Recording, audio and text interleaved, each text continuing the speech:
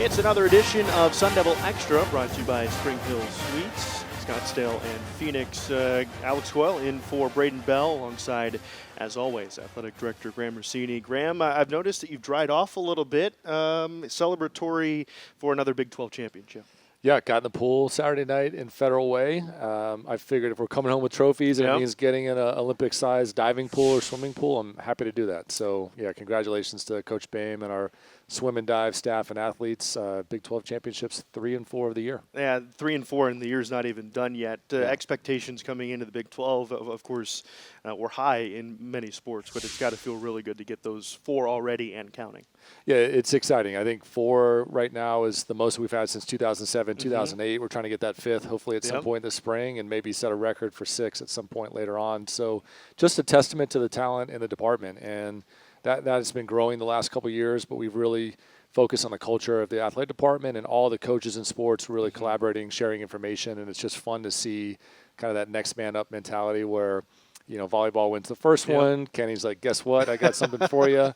And now we've got 18 of our 26 sports competing right now at this part of the spring. And so getting in that championship season and all the coaches that have been waiting in the wings throughout the fall to get their crack at a Big 12 or NCAA title, it's pretty awesome to see. Of course, we saw on social media pictures of you in the pool, but also gratitude that you went up there and showed the effort to get up there. Why was that important for you to get up there at the first Big 12 championships for swim and dive? A couple of reasons. I'm excited to get to know all the sports that we have. We have 26. I've spent time around a lot of them, but not all of them. And in the role, I want to get more familiar with sports like lacrosse and water polo and beach volleyball and the sports I haven't been as exposed to over my career. And it's just great to get to know the personality of the programs, get a deeper connection with all of our head coaches, and mostly to support our athletes. I just want them to know that, hey, all 26 matter at ASU, and we're not in a situation where we're selling out on behalf of only football and basketball. We're adding significant budget resources and operational support to all 26. We're adding significantly to scholarships for all 26 of our sports. We'll be up over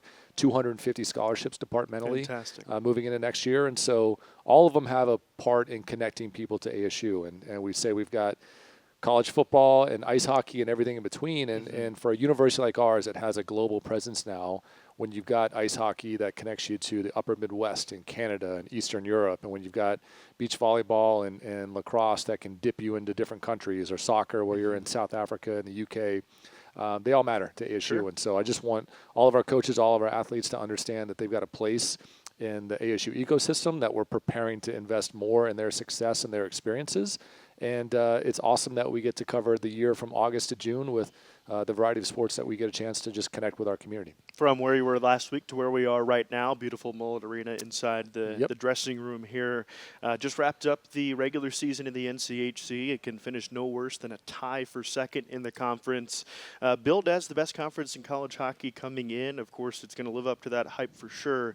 But to reach this plateau and have home ice here in a couple weeks, it's pretty special. Yeah, I can't wait. I was just talking to Coach Powers before we got on the set, and Mullett's going to be rocking here in a couple weeks, and we can't wait. And that was a goal going into the season. Let's get to playoff hockey at home here at Mullett Arena. We think it's one of the best barns in the country.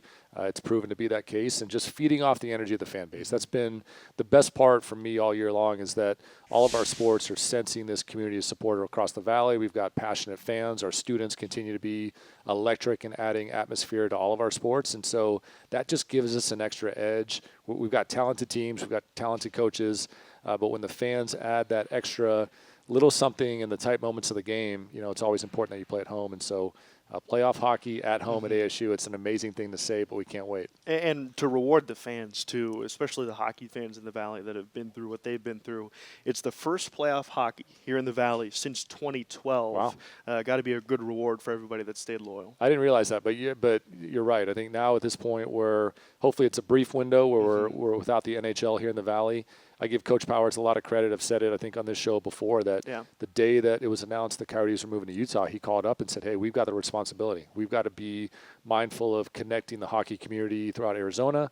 We've got to be focused on grassroots camps and clinics, getting that next group of coaches that want to coach the sport, young athletes that want to find their way into hockey as well. And just give him and the coaches a lot of credit for taking on that responsibility. And yeah, it is amazing to think that we're the highest level of the sport in our state. Hopefully that's not forever, but in the meantime, to hear you say it's the first playoff hockey in the States in 2012 is remarkable, and we're honored to be a part of that. Yeah, and it's an important playoff series as well for the playoff push and to reach an NCAA tournament. Fans can get tickets now on. Yeah, we've been going through season ticket holders as a benefit get first priority access, and now we're on sale for public, and Awesome. It's been a hot ticket. So Yeah, definitely anybody that's thinking about coming out for the NCHC playoff here at Mullett, SunDevilTickets.com is the best place to jump on. I'd get them sooner than later, and we're expecting an unbelievable atmosphere here in a couple weeks. Yeah, just up the road at Phoenix Municipal Stadium, another hot start for the baseball program, 8-4 at the time of taping. Welcome in another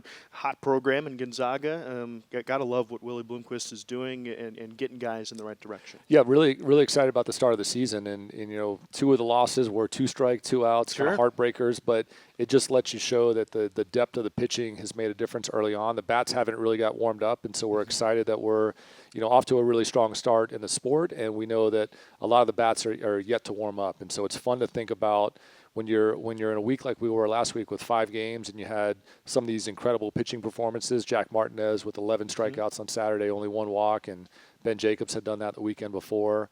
Guys starting to establish key roles in the bullpen, having that depth where you know that we've got some escape artists that are doing their part, but we've got depth and some guys that can eat up innings. The bats will come. That's always been a forte of Sun Devil baseball, but it's nice to see the pitching side starting to take a huge step forward.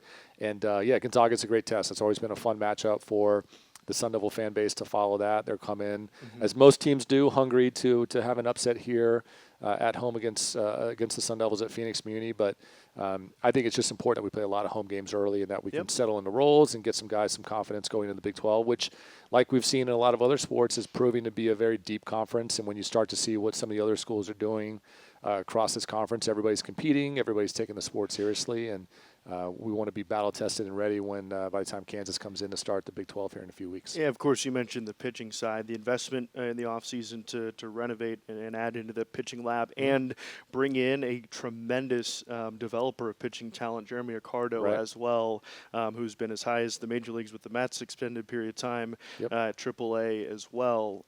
His fingerprints are all over the young staff and how they've been able to develop early in the season. Yeah, and I give Coach Accardo a lot of credit. You know, in conversations with him, he's like, yeah, I'm encouraged with how we're starting, but I know there's more in there, and I know there's some refinements that we can now make when you can apply game situations to some of the things that he's been coaching and harping on, and those little minor adjustments. And when you got a guy that has pitched and coached in the major leagues, he just brings such wonderful experience. He can help these guys real time make the adjustments. We've got all the tools that we need to be successful, and we've got a pitching coach now that's able to really use that information to help make those in-season adjustments and keep these guys progressing. As you know, more information's available. All these games are on TV now. It's easy for the opponents to scout us, and so, you know, the league will make adjustments to our pitching, and we want to make sure that we're staying in front of that. Of course, Willie Bloomquist, an alum. We'll chat with Coach Powers here in a moment, an alum of the school. 3 of the 4 Big 12 championships, Sun Devil alums at the helm.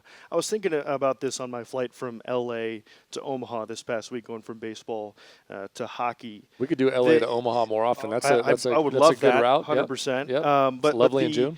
The idea that how much does it add to, I guess, the passion and the care when you have someone leading a program that cares for the program not only as if it's its own, but because it's their own. There's a special connection when you're leading a program that you are part of, and that's not the only playbook that works. We're never going to have all of our coaches that it's never a requirement that you have to be a Sun Devil. It may help in a process, but where it's most important to me is that it signals that ASU is the destination. It's no longer a spot that you come and get good to jump to the next job in a different part of the country or a different league. When you've got 9 of our head coaches who are alums, you mentioned 3 of the 4. I'm sure JJ would have loved to come to ASU had he had a chance. We didn't have men's volleyball or hockey at the time, so I'm sure he would do a do-over given the chance. But all kidding aside, I think it just is a really important signal of you've got coaches that have the opportunity to be elsewhere. Kenny could be coaching anywhere in America. Coach Powers is made a name for himself in the sport of hockey. He's going to be sought after. He doesn't want to go anywhere else. He wants to be here. Willie wouldn't have come out of retirement to coach college baseball anywhere but ASU. And I think there's a, you call it intestinal fortitude. There's a drive to succeed. There's just an innate passion that comes from an alumni leading a program in the setting that we're seeing it, and it's proving to be a separator. And Herbie is the latest to really rise to the occasion. when Coach Bowman left to Texas, we had to move very quickly to retain Coach Boehm in our program. He was going to get sought after for some of the open jobs, but he, being a Sun Devil, mattered to him. It was an important part of his journey. He was in the swimming program at a time that resources were being cut. There was a chance that the program was going to be eliminated. And he was a part of a group that was literally doing door-to-door fundraising to come up with enough resources just for them to kind of maintain it.